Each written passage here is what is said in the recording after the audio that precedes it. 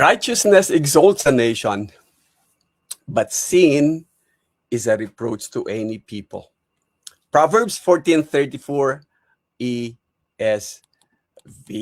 Blessed everyone and welcome to our live stream. Again, this is your brother in Christ, Jose Roniboy Perez Cariaga. Muli na naman pong bumabate at nagbibigay pugay sa lahat ng mga tumatangkilik ng broadcast na ito, sa lahat ng mga kapatiran na nanonood, at ang dalangin niya po natin ay patuloy na pinagpapala mula sa mga natatalakay nating mga leksyon.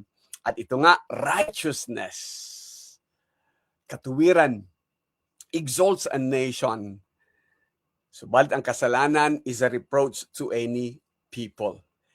At tatalakayin natin, sumandali lamang po ito mamaya ng kaunti. Binabati po natin ang lahat-lahat at pagpaumanin po ninyo itong mga nakaraan ay hindi po nagkakaroon ng pagkakataon ng inyong lingkod na makapag-broadcasts. But thank be to God na ngayong araw na to, nabigyan tayo ng pagkakataon. Umpisan po natin. Carl Rogers, 1902 hanggang 1987. Isa po itong Canadian-born na psychologist and psychiatrist to that matter. And he is the founder of humanistic psychology. So, siya ang nag-develop ng tinatawag nating UPR, yung Unconditional Positive Regard Concept. Bagamat ang konseptong ito ay nag-umpisa noong 1954, subalit pinaganda ito ni Carl Rogers. Kaya nga, ang sinabi natin, develop, hindi siya yung gumawa, hindi siya yung founder nito. Ano nga ba ang UPR? Pag-uusapan natin mamaya ng kaunti. Si Carl Rogers, yung kanyang treatment, yung kanyang tinatawag natin na kaparaanan ng pagpapagaling sa mga may problema, no?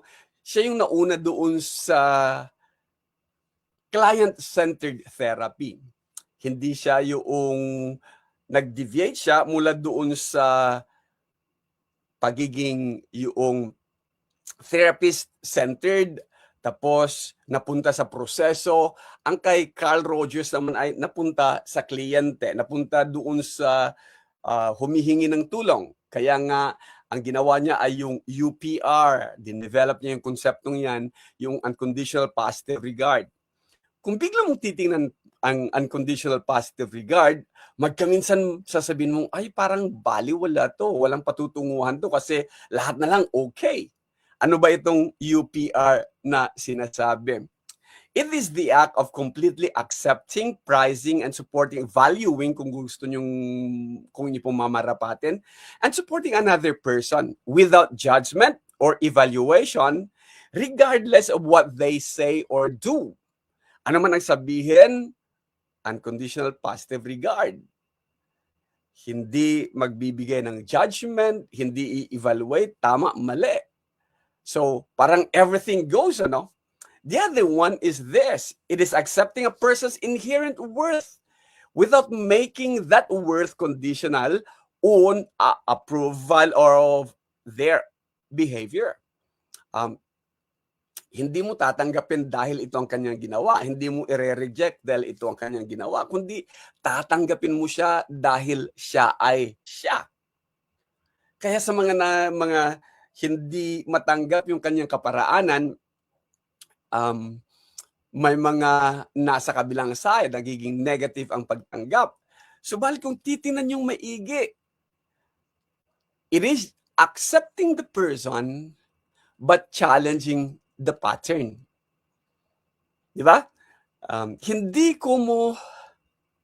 Ayaw ko yung paniniwala ng isang tao, ayaw ko sa kanya per se. Yan.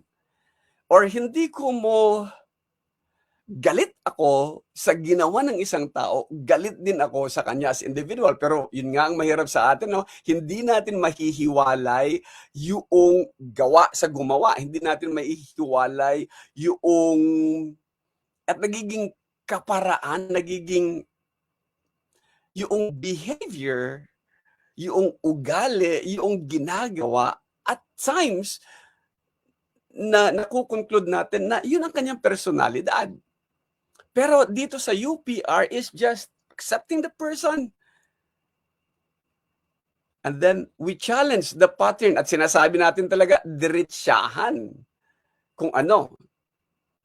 It is respect people unconditionally, but don't accept ideas like hook, line, and sinker.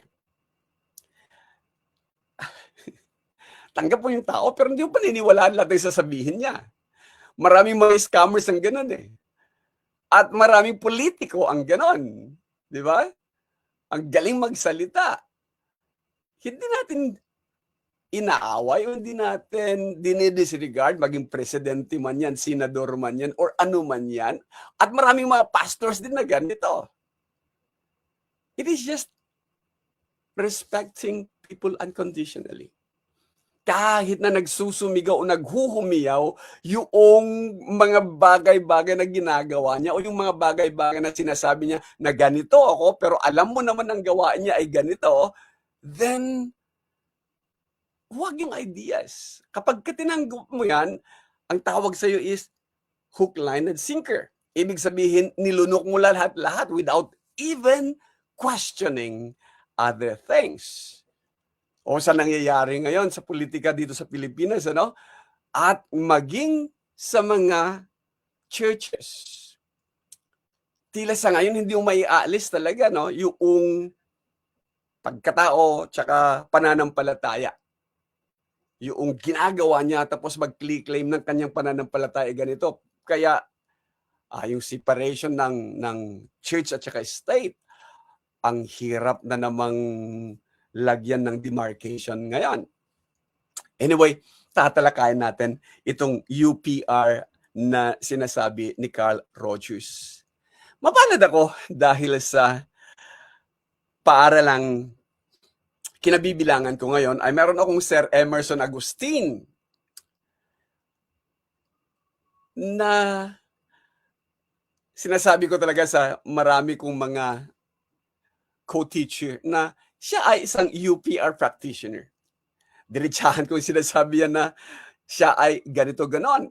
Dahil every time na makakarinig siya ng negativities o magkakaroon ng doubts about something that is being proposed or something na gagawin sa department or gagawin sa college, binibigyan niya ng allowance. Yung negativities, ipinapaliwanag niya on a positive side. Yung doubts, ipinapaliwanag niya dito sa isang positive na kaparaanan. Ang teacher na to ay lagi niya sasabihin ay kahit na gaano ka man kalapit, sasabihin niya talaga, oh hindi ba, ganito ka naman talaga. Yan. He sticks with facts and then dispenses rules. Hindi mangyayari na he will bend the rules just because ikaw si ganito, ikaw si ganon, or because isa ka sa ganito, isa ka sa ganon. Pero what I like about him is that we agree to disagree. At yan ang sasabihin niya talaga. We agree to disagree. And lagi namin na pag-uusapan ito. Sa Pilipino kasi napakahirap, no? Yung mapagsabihan mo doon sa professional na katayuan, nagiging personal eh. But with this person, kaya niyang ihiwalay yung personal relationship doon sa professional relationship. Kapag ka pinagsabihan ka, it is because of your work, hindi because of your friendship. It is because may mali doon sa ginawa mo, hindi dahil may mali sa pagkatao mo. And I like that. Kaya nga, most of the time, pagka nagdi-discuss kami, we can discuss almost everything from personal, spiritual, and even sa political views na magkaiba kami. Kahit sa Amerika, sa kabilang side siya, sa kabilang side ako, yet magkasundo kami. We agree to disagree. Sa past na election, dito siya sa kabila, dito ako sa kabila, and then we agree to disagree. At kaya namin sabihin sa mga estudyante na kami ni ganito ay hindi kami magkatugma ng pinapaniwalaan, but nadidiscuss namin ito na nakangiti. Politics. Politika sa Pilipinas, marami ang mga hook, line, and sinker. Even sa pananampalataya, kapag si pastor nagsabi nito, lahat-lahat na lang paniniwalaan, wala nang discernment whatsoever. Kapag ganito dito sa Pilipinas, kapag ang isang politiko ay nagsabi ng ganito, paniniwalaan nila kahit na fake news. Kahit na nga yung video, kahit na nga harap-harapang sinasabi niyo yung isang bagay, andiyan pa yung pabagsak-bagsak sa mesa, no? At sasabihin mong kami, at parang laging kasama doon sa sitwasyon, which is not. Maraming mga hook, line, and sinker, yung gullible, yung bang lulunukin niya lahat-lahat at sasabihin niya, totoo yun.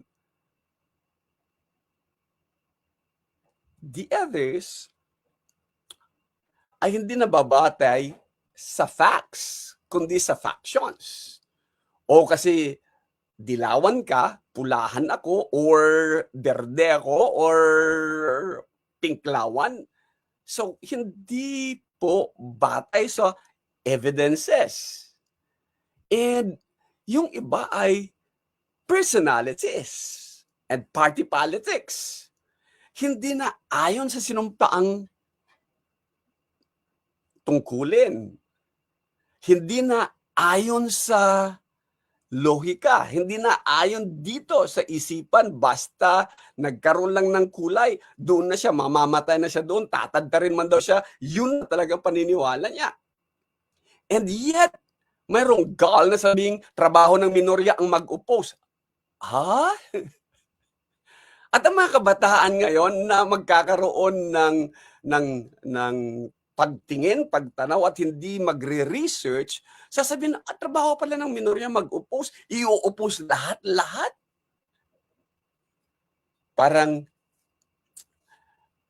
nung nag-aaral tayo ng argumentation and debate, sa Bible school, gawain ng negative, affirmative, negative side, gawain ng negative side na ipakita ang mali doon sa nag-a-affirm. Hindi lahat ng sinasabi, at wag na yung sasabihin na patutunayan ko na lahat ng sinasabi ng affirmative side ay mali. Hindi yon. Generalization na yon. Nagkaroon pa ng debate kung tutuusin. Hindi pwede. Kaya sa politics natin ngayon, walang UPR, walang unconditional positive regard. Basta si ganito nagsalita, ay, anong kulay yan? Absolutely hindi na pwede. Si ganito nagsalita, atin to. Kasama natin to sa letrang ganito. Walang unconditional positive regard. It could probably be, again, kasama na naman ito sa therapy, o kasama na naman ito sa psychology, na sinasabing siguro nakatingin sila with colored lenses or colored glasses or dirty window. Ano ba itong colored glasses na sinasabi? Na ang iyong pananaw sa mga bagay-bagay, either that be politics, either that be spiritual things, or kahit na yung mga personal beliefs mo, ay nababatay sa yung family upbringing. Paano ba pinalaki itong politikong ito? Pinalaki kasi sila ang siga-siga sa kanilang nasasakupan, sa kanilang maliit na kaharian. O yung kultura kasi nila ay dinadaan lahat-lahat sa sigawan, dinadaan lahat-lahat sa murahan, o dinadaan lahat-lahat sa, macho ako, kaya wag mo ako masisigawan. O matataasan ng buses. Or, ang sasabihin nga ng iba, dahil hindi nakapag-aral. Or yung iba nga, nakapag-aral nga, at abogado nga maituturing, pero hindi marunong mag-isip.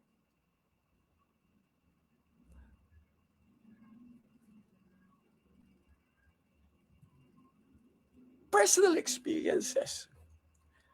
Maaari kaya nung mga bata ito nabully, kaya ayaw nang magpabully, sila naman bubully ngayon? Or political commitments. Dahil nasabi na tadtarin man ako, ito talagang uring ito ang lalabas sa akin. Committed to something. Or binigyan niya ako ng pangalawang pagkakataon. Dahil wala sana akong karapatang mapabilang sa mga sa mga halal na mga opisyales. Or ito ba'y paniniwala, pananampalataya? These are our colored lenses at lahat-lahat po ng tao, meron yan. Kasama po ako. Lahat-lahat tayo ay may mga colored lenses. Lahat-lahat tayo ay may mga prejudices. Lahat-lahat tayo ay, pagtingin natin sa isang bagay is that babalik ang iba't ibang mga bagay-bagay. And it affects our perception, it affects our views, and how we conclude things. Because of colored lenses or colored glasses, kung tatawagin. Kaya nga yung teksto natin na sinasabing, righteousness exalts a nation, but sin is a reproach to any people. Kung titingnan mo yan with a colored lens or colored glasses, at nakabatay doon sa itinuro sa yung righteousness, and you see yourself self-righteous na masyado, and you see yourself sa yung culture ay bawal kang mataasan ng boses, or you see yourself na, uy, nakapag-aral ako, kaya yan, hindi ka abogado, kaya huwag ka magsasalita. Ay, nako, matatawa ka talaga sa mundong ito.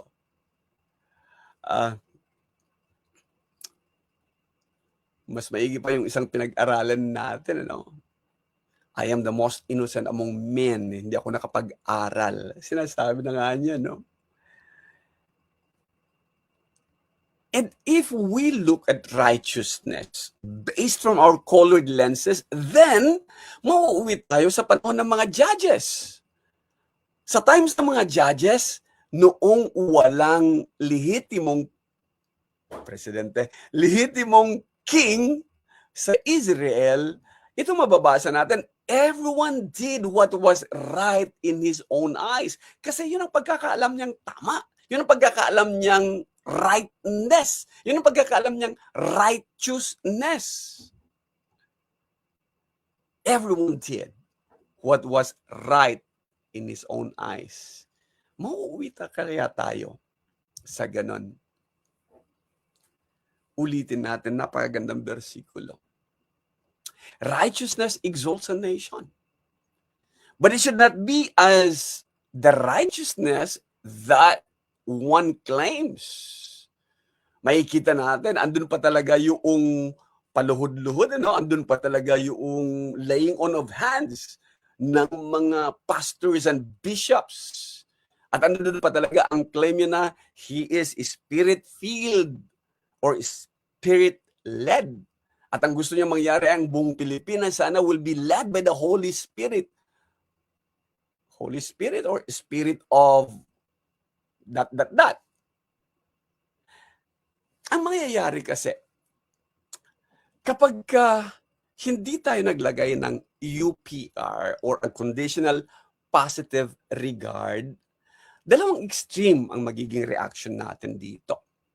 Kung hindi natin pag-iisipan at tanggapin natin yung claim ng isa, regardless of, ang unang extreme is that magkakaroon tayo ng moral condemnation without regard doon sa tao. Sasabi-sabihin ganito, tapos kita naman yan, and we discard them all together. No? Sasabihin mong, kaya nga, pwede mong gamitin dito yung nasa nasa Romans chapter 2 verse 24. Because of you, the name of God is being blasphemed among the Gentiles. Dahil sa nagpapakilalang Kristiyanong ito, dahil sa nagpapakilalang spirit-filled na leader na ganito, or sa nagpapakilalang politikong ganito. Lalo tayong sasabihin, kaya nga ayaw kong maging kagaya ng pananampalatayang yan. O wala rin pagkakaiba.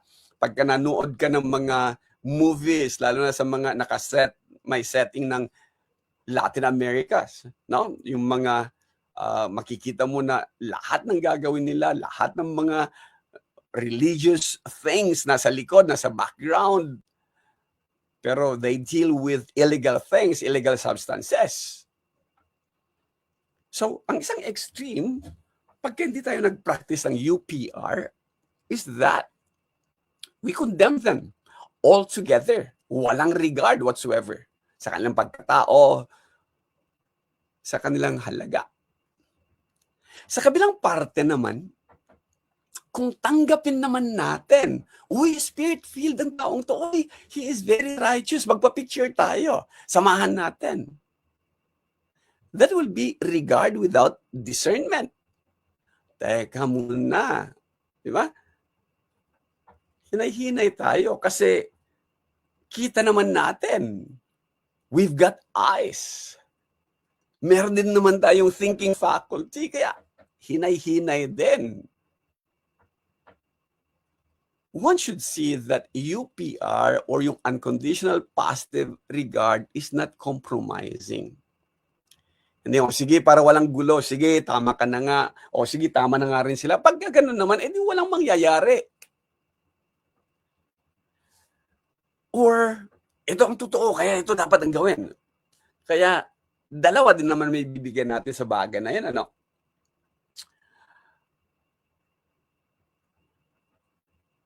Truth hurts. Totoo yan. But truth, without love, nagiging harsh. Maalala ko yung isang pastor or yung isang ministro na tinanggal siya sa ministry kasi nag-preach siya about condemnation, about damnation, about hell. Tapos nagtanong siya, if my preaching was right, why am I being, yan, bakit siya tinatanggal? Sabi sa kanya ng mga elders, because we've seen that while preaching it, you were enjoying it. Diba? Habang sinasabi niya ang mga bagay-bagay nito na napupunta kayo sa dagat-dagatang apoy, nag-i-enjoy siya. So truth without love becomes harshness. We know that truth hurts, pero pwede natin ipakita. Sa kabilang parte naman, love without truth becomes sentimentality. Wala man lang kumusta sa mental health ko. Ay, teka muna. Love without truth becomes sentimentality. Kung nakita niyo lahat ng mga videos, ano, it talks a lot. So, we really need to have unconditional positive regard. That be personal, political, spiritual. Hindi pa pwede yung kagaya ng sinasabi ng mga Bisaya, sabat amen na lang. Bisag unsa isultis pare, moingon na lang kang amen, Father, amen. O bisag unsa isultis imuhang pastor, amen, pastor, amen. Hindi din. Kailangan may discernment. Kailangan makita natin ano yung tama, ano yung mali. Unconditional positive regard. And here, magiging maganda yung sinabi ni Tito. Titus, sulat ni Apostol Pablo para kay Tito, chapter 1, verse 15. Sabi niya, to the pure, all things are pure. But to the defiled and unbelieving, nothing is pure. Diba? To the pure, sa mga malilinis ang adhikain, malilinis ang buti, malilinis ang lahat ng mga bagay-bagay, ang isang gawain ay malinis. Pero, sa defiled and unbelieving, ay ginawa niya yan dahil ganito. Ay ginagawa niya yan dahil ganito. And colored glasses na naman. Papasok na naman yung prejudices. And this inspired writer says, to the pure, all things are pure. But to the defiled and unbelieving, nothing is pure. Kukontrahin namin lahat-lahat ng sasabihin nila. Ano sabi ng text? Defiled and unbelieving.